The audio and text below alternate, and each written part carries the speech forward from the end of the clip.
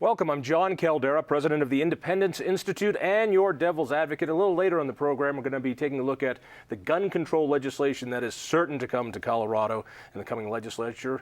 But first, I want to talk about the other big fiscal issue, or the big fiscal issue, the national debt. With me from the great state of North Dakota, Senator Curtis Olafson. Do I have that right? Olafson, that's correct. Now, you've been in the legislature there for 6 years. 6 years, that's correct. You are part of a national effort to get states to get the federal government to do something on debt.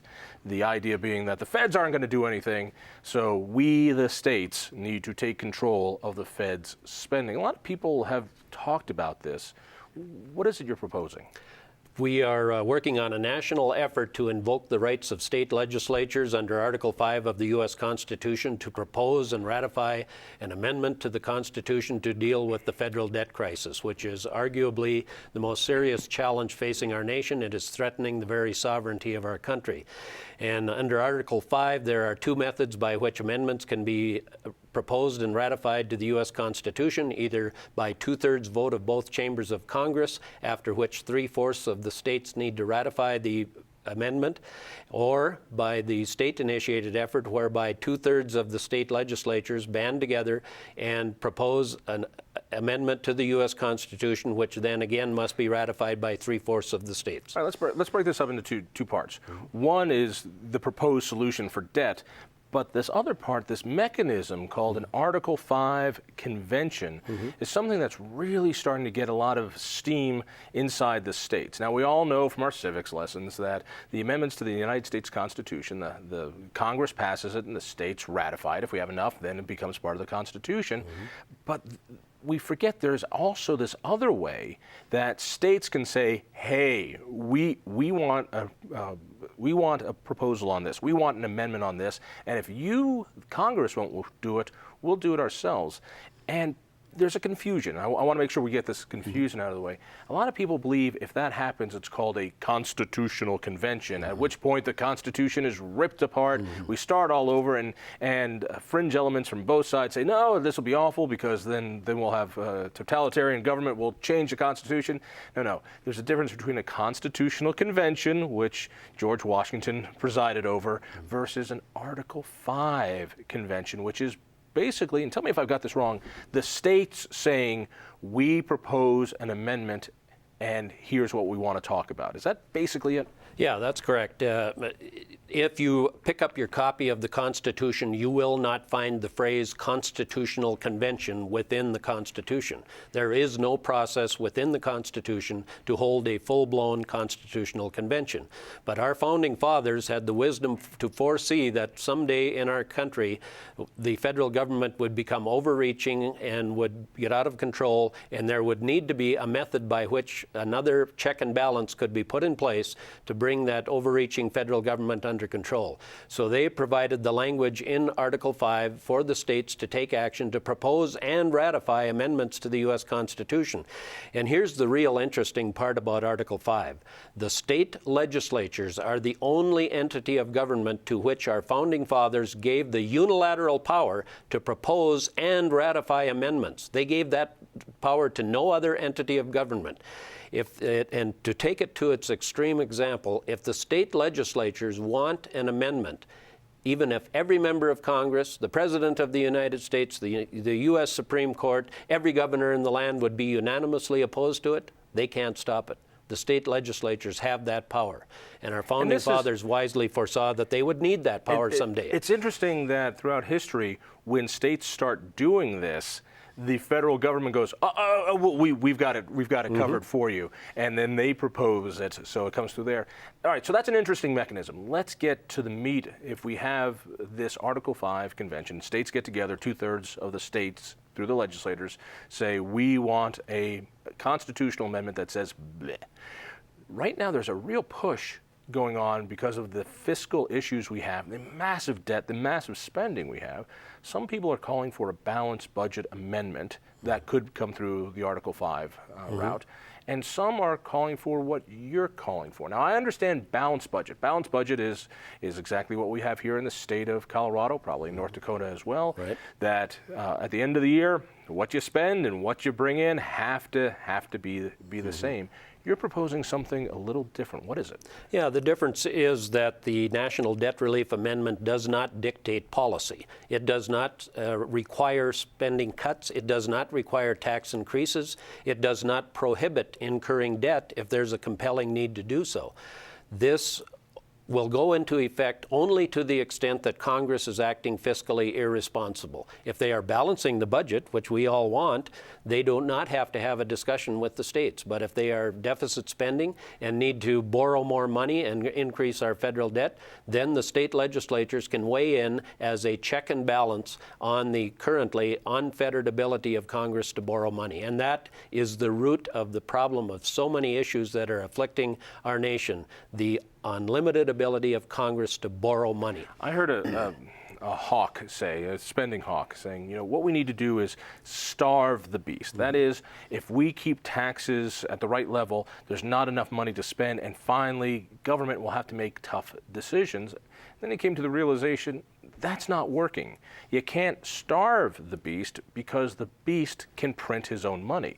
So even though the tax revenues aren't there under the Bush administration and now taken to warp speed under the Obama administration, we have gone into debt at an unseen level. We're now over 100% of GDP Correct. is in debt. This has never happened in peacetime. It has never happened in peacetime.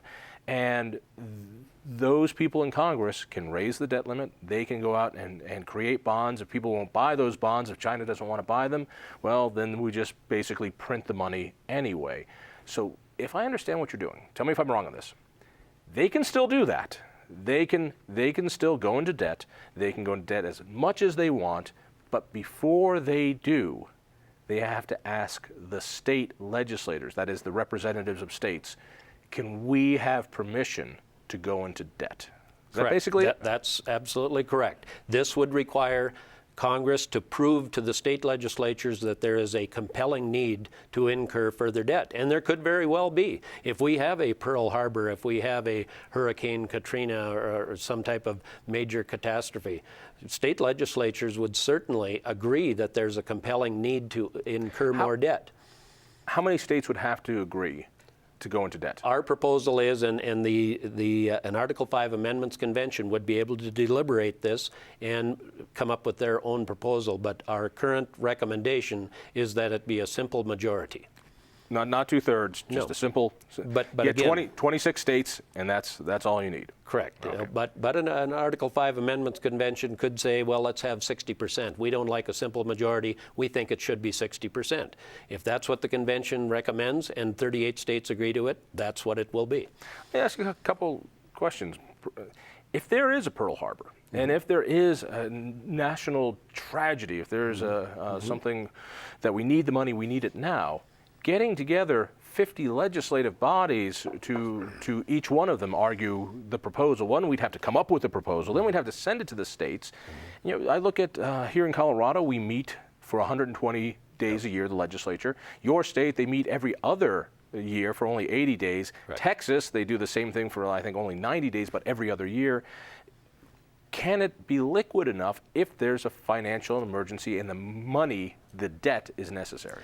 That's a very common and understandable concern, is what do we do in a national emergency? How would we respond quickly enough to deal with the emergency if we had the National Debt Relief Amendment in place in our Constitution?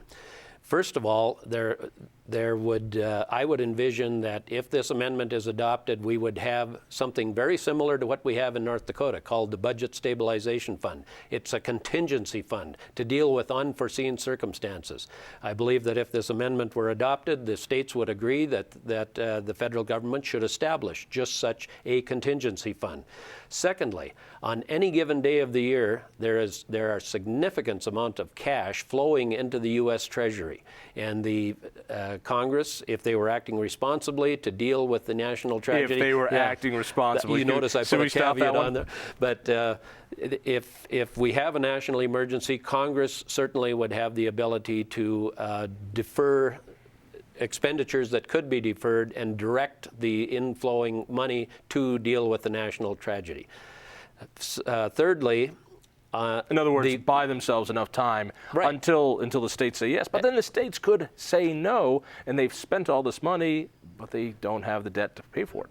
But the third thing I was going to say is, even today, if we have a national emergency and we need to borrow a lot of money, the process of borrowing and bonding is not an overnight process right now, even as things exist today.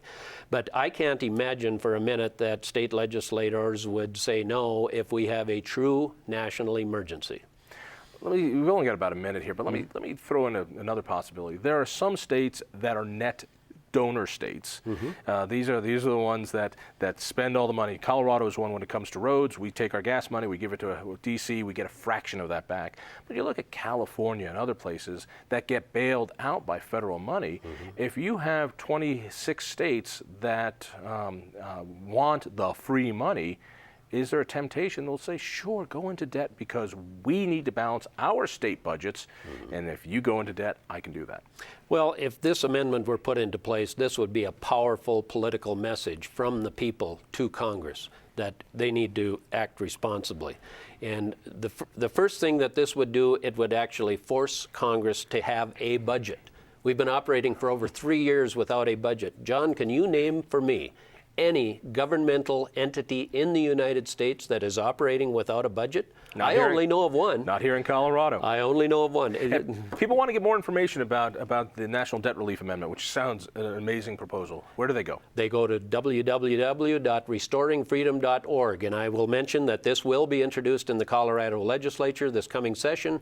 Representative-elect Lori Sain will be the champion for the cause in Colorado, and she's doing a terrific job, not only in Colorado, but at the national level. But restoringfreedom.org is where people can go. Thank you so much. Stay tuned.